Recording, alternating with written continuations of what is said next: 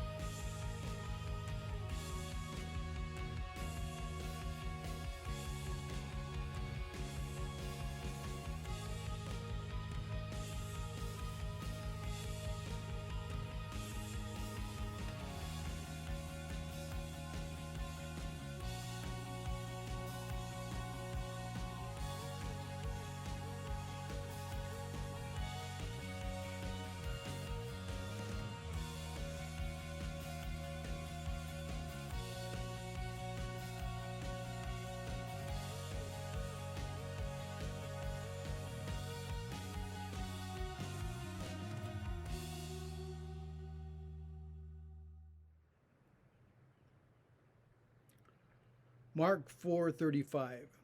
As evening came, Jesus said to his disciples, "Let's cross to the other side of the lake." So they took Jesus in the boat and started out, leaving the crowds behind, although other boats followed. But soon a fierce storm came up. High waves were breaking into the boat, and it began to fill with water. Jesus was sleeping at the back of the boat with his head on a cushion. The disciples woke him up, shouting, "Teacher, don't you care that we're going to drown?" When Jesus woke up, he rebuked the wind and said to the waves, "Silence, be still." Suddenly the wind stopped, and there was a great calm.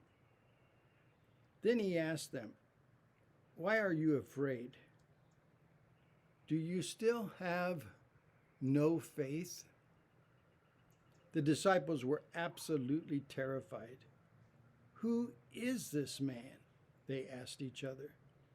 "Even the wind and the waves obey him." The closing of the Gospel of Mark, chapter 4. In Mark chapter 4, starting with verse 35, we have a familiar story of Jesus calming the storm. Most of us have heard sermons or teachings on this beautiful passage of Scripture. Jesus has just told several stories by the lake, the Sea of Galilee, and now he leaves the crowd and gets into a boat to cross to the other side of the Sea of Galilee.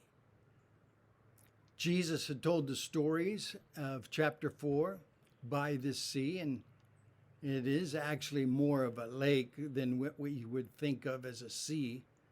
And there are mountains all around skirting the lake. And it was prone to quick and severe storms. In verse 35, Jesus says, "Let's go over to the other side of the lake," which I think is an important comment because he didn't say, "Let's go under." He said, "Let's go over to the other side of the lake." And then in verse 36, we see that the scripture says they were leaving the crowds. Folks, there are times when we must leave the crowds and get away for rest and recuperation. Jesus, being not only God but human, needed that time of rest as well as time of ministry. In verse 37, the storm quickly arose, and the crashing waves that were threatening to sink the boat. The disciples were probably tired of trying to row through the storm, and their faith was being tested. It's amazing that we see in this story, while they are in chaos and in a terrified state, that Jesus is sleeping at the back of the boat. Jesus has peace in the midst of the storm, but his disciples are terrified of the storm. The disciples, being afraid, then wakened Jesus, and they ask a question in verse 38. Don't you care? Don't you care that we might drown, Jesus? Don't you care that we're in this situation, Jesus? Don't you care? It's a probing question for all of us. Does God care? Especially when we're going through the trials of life. Jesus then confronted the storm with these words, "Silence, be still." And be still can be interpreted as be muzzled, much like what Jesus said to the demon-possessed, telling the demons to be muzzled. The storm died down, of course, and the wind ceased, and the water became calm. And then another question is asked by Jesus. Why are you afraid? A probing question to the heart of the disciple. A probing question to the heart of us in our day when there is so much to be afraid of. And then Jesus asked another question. Do you still have no faith? Not little faith. Do you still have no faith? They had been with Jesus. They had seen the miracles. They had heard his teaching. Do you still have no faith after all this time? We live in a time when it seems that people's faith is small or nil, and worry fills our hearts and our minds. People are filled with anxiety. There seems to be little or no faith in God. Psalm 56 verse 3 says, "When I am afraid, I will put my trust in you, God." In verse 41 of the passage that we read today, the disciples were frightened with great fear. Sometimes the storms of life can absolutely terrify us. Then we find another question.